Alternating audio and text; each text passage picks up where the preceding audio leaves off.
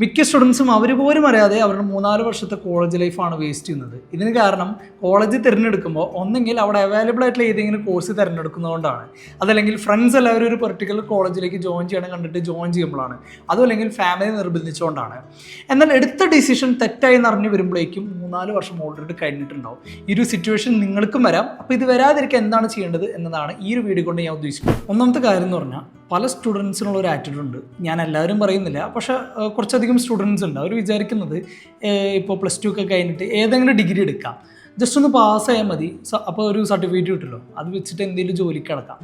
Actually ഇവിടെ ഒരു പാസ്സാവണേലോ അല്ലെങ്കിൽ സർട്ടിഫിക്കറ്റ് കിട്ടണേലോ അല്ല കാര്യം. നിങ്ങൾ എന്താ കോളേജിൽ നിന്ന് അല്ലെങ്കിൽ എന്താ പെർട്ടിക്കുലർ കോഴ്സിൽ നിന്ന് നിങ്ങൾ പഠിച്ചു എന്നതാണ് ഇവാലുവേറ്റ് ചെയ്യുക. നാളെ നിങ്ങളൊരു ജോബ് ഇൻ്റർവ്യൂവിന് വേണ്ടി പോകുമ്പോൾ അവിടുത്തെ ആൾക്കാർ ഇവാലുവേറ്റ് ചെയ്യുന്നത് നിങ്ങളുടെ സിലബസ് ബേസ് ചെയ്തിട്ടില്ല. നിങ്ങളുടെ സിലബസിന്, അതായത് ഔട്ട് ഓഫ് സിലബസ് നിങ്ങൾക്ക് എന്തൊക്കെ സ്കിൽസ് ഉണ്ട്, ടെക്നിക്കൽ പരമായിട്ട് സ്കിൽസ് ഉണ്ടോ, ഒരു പ്രോബ്ലം സോൾവിങ് സ്കിൽസ് ഉണ്ടോ, ഒരു ടീമിൻ്റെ കൂടെ വർക്ക് ചെയ്യാനുള്ള സ്കിൽസ്, ലീഡർഷിപ്പ് സ്കിൽസ്, ഇതൊക്കെ ഉണ്ടോ എന്ന് നോക്കും. മോസ്റ്റ് പ്രോബബ്ലി ആ ഒരു കമ്പനിക്ക് ആവശ്യമായിട്ടുള്ള സ്കിൽ സെറ്റ് ഉണ്ട്, ഇതൊക്കെ ഉണ്ടോ എന്ന് നോക്കും. ഇതൊന്നും ഇല്ലയെന്നവർക്ക് മനസ്സിലായി കഴിഞ്ഞാൽ നമുക്ക് ജോലി കിട്ടില്ല. ഇനി സപ്പോസ് നമുക്ക് ജോലി കിട്ടിയാൽ തന്നെ അത്രയും ശമ്പളം കുറഞ്ഞിട്ടുള്ള ഒരു ജോലിയായിരിക്കും കിട്ടുക. പിന്നെ കരിയർ ഗ്രോത്ത് എന്നുള്ള സംഭവം ഉണ്ടല്ലോ, ഇപ്പോൾ ഒരു എക്സ്പീരിയൻസ് ഒക്കെ എടുത്ത് ഒരു 3 to 4 years ഒക്കെ കഴിഞ്ഞ് നമുക്കൊരു കരിയർ ഗ്രോത്ത് എന്നുള്ള സംഭവം ഉണ്ടല്ലോ, അതുണ്ടാവില്ല. ഇതിന് റീസൺ എന്ന് പറഞ്ഞു കഴിഞ്ഞാൽ ആ ഒരു പെർട്ടിക്കുലർ കരിയറിൻ്റെ കുഴപ്പമില്ല, അത് നിങ്ങൾക്ക് ഇൻട്രസ്റ്റ് ഇല്ലാണ്ട് എടുത്തുകൊണ്ടാണ്. നമുക്ക് ഇൻട്രസ്റ്റ് ഇല്ലാണ്ട് നമ്മൾ വർക്ക് ചെയ്താൽ നമുക്കൊരു ഗ്രോത്ത് ഉണ്ടാവില്ല. ഈ വർക്ക് എന്ന് പറയുന്ന സാധനം ഒരിക്കലും നമ്മൾ ചെയ്യാൻ വേണ്ടി ചെയ്യേണ്ടതല്ല, അത് നമുക്ക് തന്നെ തോന്നണം. ഫോർ എക്സാമ്പിൾ പറയുകയാണെങ്കിൽ ഇപ്പോൾ ഹോബീസൊക്കെ പോലെ ചില ആൾക്കാർക്ക് വരയ്ക്കാൻ ഇഷ്ടമാണ്, അതൊക്കെ ഒരു ഹോബിയാണ്. ആ രീതിയിൽ നമുക്ക് ഒരു എല്ലാ വർക്കിനെയും കാണാം, എല്ലാ ജോബിനും നമുക്ക് അങ്ങനെ കാണാൻ പറ്റിയാലാണ് നമുക്കൊരു കരിയർ ഗ്രോത്ത് നമുക്ക് സംഭവിക്കുള്ളൂ. ഇതിന് എൻ്റെ റീസൺ എന്ന് വെച്ച് കഴിഞ്ഞാൽ ഓരോ വ്യക്തിയുടെയും പേഴ്സണാലിറ്റി വളരെ ഡിഫറെൻ്റ് ആണ്. അതുപോലെ തന്നെ പഠിക്കാനുള്ള കഴിവുകളും ഇൻട്രസ്റ്റും ജീവിതത്തിലെ സ്കിൽസും ഇൻട്രസ്റ്റും ഒക്കെ വളരെ ഡിഫറെൻ്റ് ആണ്. എൻ്റെ ഇൻട്രസ്റ്റുകളല്ല നിങ്ങളുടെ ഇൻട്രസ്റ്റുകൾ, ഓരോ വ്യക്തിയുടെയും ഡിഫറെൻ്റ് ആണ്. അപ്പോൾ അത് ഏതൊക്കെയാണെന്ന് മനസ്സിലാക്കാണ്ട് നമ്മളൊരു കരിയർ എടുക്കുമ്പോഴാണ് ഈ ഒരു സിറ്റുവേഷൻ വരുന്നത്. അത് ഏതൊക്കെയാണെന്ന് നമ്മൾ സ്വയമേ മനസ്സിലാക്കണം. അങ്ങനെ ചെയ്യുമ്പോൾ നമുക്ക് ഡെഫിനറ്റ്ലി ഒരു 3-4 ഓപ്ഷൻസ് ലഭിക്കും. ആ 3-4 ഓപ്ഷൻസിൽ നിങ്ങൾക്ക് കുറച്ചും കൂടി ഇൻട്രസ്റ്റ് ഉള്ളത് എടുത്തു കഴിഞ്ഞാൽ നമുക്ക് ഈ കരിയർ ഗ്രോത്ത് നന്നായി സംഭവിക്കും. നമുക്ക് പെട്ടെന്ന് ഹൈ സാലറി ലഭിക്കും, നമുക്ക് പെട്ടെന്നൊരു ഉയർച്ച ലഭിക്കും, നമ്മൾ ആഗ്രഹിച്ചൊക്കെ നമുക്ക് നേടാനും സാധിക്കും. അപ്പോൾ ഈ ഒരു തെറ്റൊരു ഡിസിഷൻ, അതായത് ഏതെങ്കിലും കോഴ്സ് എടുക്കാം എന്നുള്ള ഡിസിഷൻ ഒരിക്കലും നിങ്ങൾ എടുക്കുക. രണ്ടാമത്തെ ഒരു കാര്യം എന്ന് വെച്ച് കഴിഞ്ഞാൽ, സ്റ്റുഡൻസ് കോളേജ് സെലക്ട് ചെയ്യുമ്പോൾ രസകരമായിട്ടുള്ള കാര്യം എന്ന് വെച്ച് കഴിഞ്ഞാൽ ഇവർ ഇൻഫ്രാസ്ട്രക്ചറും അതുപോലെ തന്നെ കോളേജിലെ കൾച്ചർ പ്രോഗ്രാംസാണ് നോക്കുക. ഡെഫിനറ്റ്ലി നിങ്ങളിത് നോക്കണം. നിങ്ങളുടെ ഒരു കോളേജിൻ്റെ ഇൻഫ്രാസ്ട്രക്ചർ നോക്കണം, അവർക്ക് എക്യുപ്ഡ് ആയിട്ടുള്ള ലാബ്സ് ഉണ്ടോ, അങ്ങനെ എല്ലാ കാര്യങ്ങളും, ലൈബ്രറി, അങ്ങനത്തെ പല കാര്യങ്ങളുണ്ട്. ഇതൊക്കെ നിങ്ങൾ നോക്കണം. നിങ്ങളുടെ ക്ലാസ് റൂം എങ്ങനെയാണെന്ന് നോക്കണം. ഇതൊക്കെ ഉണ്ടെങ്കിൽ മാത്രമേ നിങ്ങൾക്ക് കോളേജിലേക്ക് ഡെയിലി വരാൻ തോന്നുള്ളൂ. പിന്നെ കൾച്ചർ ആക്ടിവിറ്റീസ് ഉണ്ടോ എന്ന് നോക്കണം. കാരണം അതൊക്കെ ഉണ്ടെങ്കിൽ മാത്രമാണ് അതൊരു കോളേജ് ലൈഫ് ആവുള്ളൂ. എന്നിട്ട് പഠനം മാത്രം ആയിട്ട് നടന്നതിന് ഒരിക്കലും അതൊരു കോളേജ് ലൈഫാണെന്ന് പറയാൻ പറ്റില്ല. അല്ലെങ്കിൽ നമ്മൾ ഒരു സ്കൂളിൽ പഠിക്കുന്ന ഒരു സ്ട്രിക്റ്റ് ആയിട്ട് പഠിക്കുന്ന ഒരു ഫോർമാറ്റായി മാറാം. അപ്പോൾ പ്രോഗ്രാംസ് കാര്യങ്ങളൊക്കെ ഉണ്ടോ എന്ന് നോക്കണം. പക്ഷേ നിങ്ങൾ വിട്ടുപോകുന്നൊരു കാര്യം ആ കോളേജിൻ്റെ അക്കാഡമിക്സിൻ്റെ കാര്യത്തിലോട്ടാണ്. നമ്മൾ നോക്കുന്നത് ഒന്നെങ്കിൽ നിങ്ങൾക്ക് സ്യൂട്ട് ആവുന്നൊരു കോഴ്സ് അവിടെ ഉണ്ടോ, അല്ലെങ്കിൽ നിങ്ങൾക്ക് ഇഷ്ടപ്പെടുന്ന ഒരു കോഴ്സ് അവിടെ ഉണ്ടോ എന്ന് മാത്രം നോക്കുള്ളൂ. അതിൻ്റെ അപ്പുറത്തേക്ക് നോക്കില്ല. ചിലപ്പോൾ ഫീസ് നിങ്ങൾ നോക്കുമായിരിക്കും, അതിൻ്റെ അപ്പുറത്തേക്ക് നിങ്ങൾ നോക്കാറില്ല. പക്ഷേ ഇതിൻ്റെ അപ്പുറത്തേക്ക് കുറേ കാര്യങ്ങളുണ്ട്. അതായത് നിങ്ങൾക്ക് ഇഷ്ടപ്പെടുന്ന ഒരു കോഴ്സ് എല്ലാ കോളേജിനും സ്യൂട്ട് ആവണമെന്നില്ല. എന്ന് വെച്ച് കഴിഞ്ഞാൽ ഓരോ കോളേജിനും ഓരോ രീതികളാണ് അവിടെ പഠിപ്പിക്കുന്നത്. അപ്പോൾ ഇതെങ്ങനെ മനസ്സിലാക്കണമെന്ന് വെച്ച് കഴിഞ്ഞാൽ, നിങ്ങൾ എടുക്കുന്ന ഒരു particular course, for example BCA course നമുക്ക് എടുക്കാം, ബാച്ചലർ ഓഫ് കമ്പ്യൂട്ടർ ആപ്ലിക്കേഷൻ. ഈ ഒരു കോഴ്സ് അവിടെ പഠിപ്പിച്ചിട്ടുണ്ടാവും മുമ്പ്. അവരുടെ ഇൻറ്റേൺഷിപ്പ് ഹിസ്റ്ററി ഉണ്ടാവും. പല പിള്ളേർക്കും ഏതൊക്കെ കമ്പനിയിലാണ് ഇൻറ്റേൺഷിപ്പ് കൊടുത്തേക്കുന്നത് എന്നുള്ള ഹിസ്റ്ററി എടുക്കുക. അതുപോലെ തന്നെ ആ കോളേജിൽ നിന്ന് ഈ ഒരു കോഴ്സ് വെച്ച് പ്ലേസ്ഡ് ആയിട്ടുള്ള അനേകം സ്റ്റുഡൻസ് ഉണ്ടാവും, അവരെ ഹിസ്റ്ററി തരാൻ പറയാം.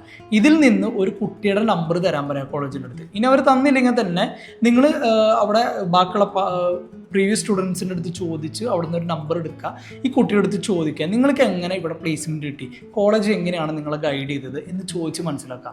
ഇങ്ങനെ ഓരോ കോളേജുകളും നിങ്ങൾക്ക് ഇഷ്ടപ്പെടുന്ന നിങ്ങളുടെ ബഡ്ജറ്റിൽ വരുന്ന കോളേജുകളെ ഓരോന്നും ഇങ്ങനെ ഇവാലുവേറ്റ് ചെയ്ത് കഴിഞ്ഞാൽ ഡെഫിനറ്റ്ലി നിങ്ങൾക്കൊരു ഉത്തരം കിട്ടും.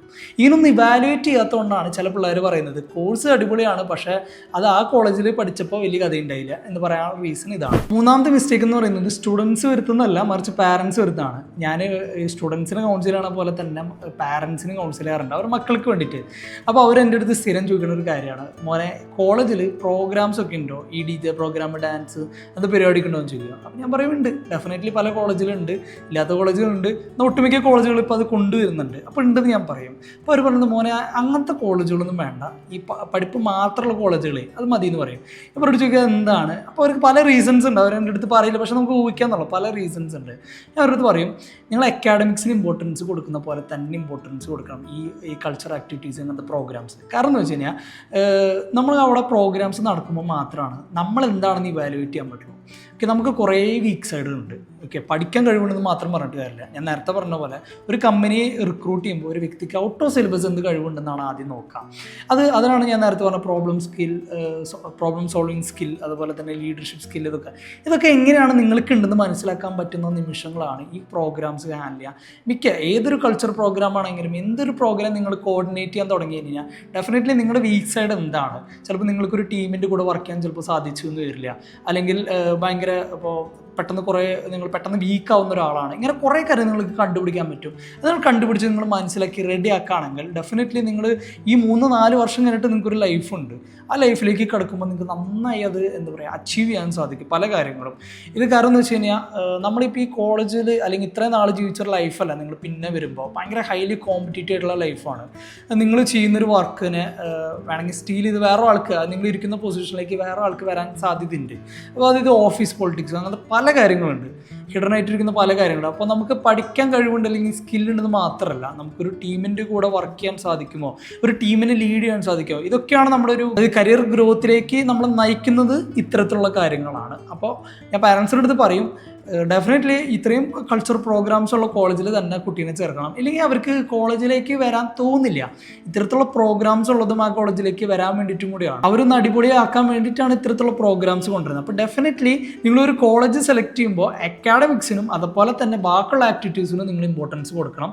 ഇതെനിക്ക് കൂടുതൽ പറയാനുള്ളത് പാരൻസിനോടാണ്. ഓക്കെ, അപ്പോൾ നിങ്ങൾ മനസ്സിലാക്കുക, കോളേജല്ല പ്രശ്നം, നമ്മൾ ഓരോരുത്തരാണ്. അതായത് നമ്മുടെ പേഴ്സണാലിറ്റിയും പഠനത്തിലും ജീവിതത്തിലുള്ള കഴിവുകളും ഇൻട്രസ്റ്റുകളും ഒന്നും മനസ്സിലാക്കാത്ത ഏതെങ്കിലും ഒരു കോഴ്സ് ഏതെങ്കിലും കോളേജിൽ എടുക്കുമ്പോഴാണ് ഈ പ്രശ്നം വരുന്നത്. അതുകൊണ്ടാണ് നമുക്ക് കരിയറിലാണെങ്കിലും ജീവിതത്തിലൊരു വളർച്ച സംഭവിക്കാത്തത്.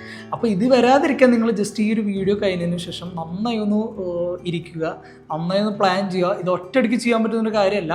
നിങ്ങൾ സമയം എടുത്ത് ചെയ്താൽ മതി. പക്ഷേ നിങ്ങൾ ഇപ്പോഴേ സ്റ്റാർട്ട് ചെയ്യണം. നിങ്ങൾക്ക് സമയം ഉണ്ടെന്ന് ഒരിക്കലും വിചാരിക്കരുത്. ആ ഒരു മാർച്ച് അവസാനത്തേക്കൊക്കെ വെച്ച് കഴിഞ്ഞ് കഴിഞ്ഞാൽ ഞാൻ ഈ പറഞ്ഞ പോലെ ഏതെങ്കിലും ഒരു കോളേജിൻ്റെ സീറ്റ് അവൈലബിലിറ്റി നോക്കിയിട്ട് ഏതെങ്കിലും കോഴ്സ് എടുക്കേണ്ടി വരും. അപ്പോൾ അത്തരത്തിലുള്ളൊരു അവസ്ഥ നിങ്ങൾക്ക് വരരുത്. അതിന് വേണ്ടിയിട്ടാണ് ഇപ്പോൾ തന്നെ കരിയർ പ്ലാൻ ചെയ്യുക. ഇനി നിങ്ങൾക്ക് സാധിക്കുന്നില്ലെങ്കിൽ ഞാൻ എൻ്റെ നമ്പർ ഇവിടെ കൊടുത്തിട്ടുണ്ട്. ഈ നമ്പറിലേക്ക് ജസ്റ്റ് കോൺടാക്ട് ചെയ്താൽ മതി. നിങ്ങളെ ഓരോ സ്റ്റെപ്പ് ബൈ സ്റ്റെപ്പ് ഞാൻ നിങ്ങളെ ഗൈഡ് ചെയ്ത് തരാം. ഈ ഒരു വീഡിയോ ഇതുവരെ നിങ്ങൾ കണ്ടിട്ടുണ്ടെങ്കിൽ ചെറിയൊരു രീതിയിലെങ്കിലും നിങ്ങൾക്ക് ഉപകാരപ്പെട്ടിട്ടുണ്ടെന്ന് ഞാൻ വിശ്വസിക്കുന്നു. അങ്ങനെയാണെങ്കിൽ ഈ വീഡിയോ ഒന്ന് ലൈക്ക് ചെയ്യുക. ഇതുപോലുള്ള കണ്ടൻസിനായിട്ട് ഈ ഒരു ചാനൽ ഒന്ന് സബ്സ്ക്രൈബ് ചെയ്യുക.